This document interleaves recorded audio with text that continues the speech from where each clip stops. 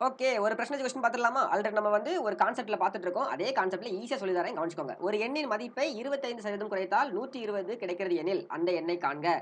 என்ன சொல்றாங்க? ஒரு எண்ணு. அந்த எண் நமக்கு என்னன்னு தெரியாது. எக்ஸ்ன்னு எடுத்துக்கோங்க. அப்ப அந்த எக்ஸ் தான் வந்து ஹோல் வேல்யூவா இருக்குது. அத குறைக்கிறாங்க. அப்படிதானே? சோ அப்ப எனக்கு வந்து குடுக்கல அப்படின்றப்ப நான் 100% எடுக்கிறேன். அந்த எண்ண இ என்ன பண்றாங்க? 25% குறைக்கிறாங்க. அப்போ நமக்கு 120 கிடைக்குதாமா அந்த நம்பர்.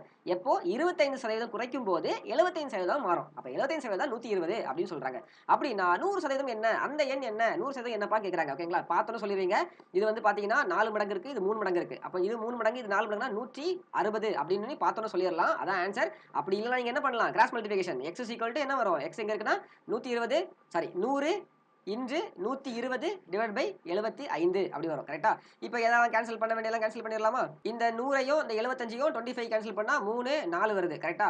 அப்புறம் இந்த 3யும் இந்த 120யும் கேன்சல் பண்ணா என்ன வரும்? 40 வரும். 4 இன்டு 40 160. ஓகேங்களா? இதான் நான் அங்க சொன்னேன். அப்ப நமக்கு கான்செப்ட் என்னன்னா, இந்த ஒரு இத உங்களுக்கு ஃபார்ம் பண்ண தெரியணும். எந்த கொஸ்டின் கேட்டாலும் இந்த ஒரு விஷயத்த ஃபார்ம் பண்ண தெரியணும். ஃபார்ம் பண்ணிட்டீங்கன்னா, ஈஸியா கிராஸ் மல்டிப்ளிகேஷன் பண்ணி ஆன்ஸர் போட்டு போயிரலாம். சில கொஸ்டினுக்கு அப்படியே நம்ம போட்டுறலாம். இப்போ இதுக்கான ஆன்ஸர நீங்க கமெண்ட்ல சொல்லுங்க. பொறுமையா டைம் எடுத்து சால்வ் பண்ணி சொல்லுங்க. 420 மாணவிகள் குடுத்துட்டு மாணவர்கள் கேட்டுருக்காங்க. சோ மொத்தம் வந்து மாணாக்கர் 1400ல 420 மாணவிகள்னா மீதி எத்தன மாணவர்கள் இருப்பாங்க? அத பார்த்துட்டு அதுக்கான பெர்சன்டேஜ் பார்க்கணும். சோ கரெக்ட்டா கமெண்ட்ல ஆன்ஸர் பண்ணுங்க.